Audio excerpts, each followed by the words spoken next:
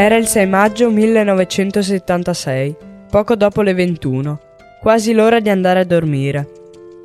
In Friuli, all'improvviso, per 59 lunghissimi secondi, la terra decise di ballare con una scossa fortissima e spaventosa. Le case crollarono, i campanili rimasero in silenzio e tante persone si ritrovarono al buio, senza più nulla. La paura fu tanta.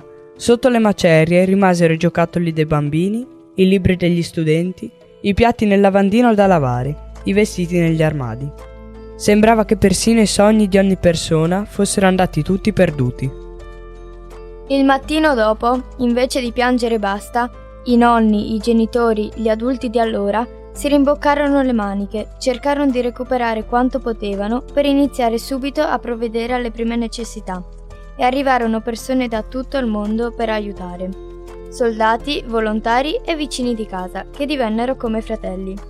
Costruirono le scuole in tenda per far continuare i bambini a studiare e giocare insieme.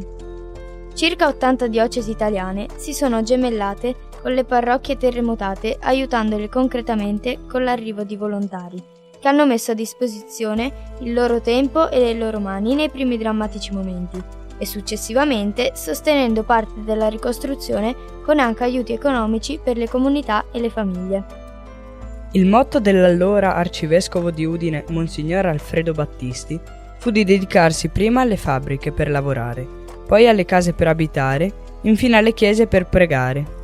Insieme, come una grande famiglia, hanno ricostruito ogni singola pietra, rendendo i paesi nuovamente comunità vive e attive.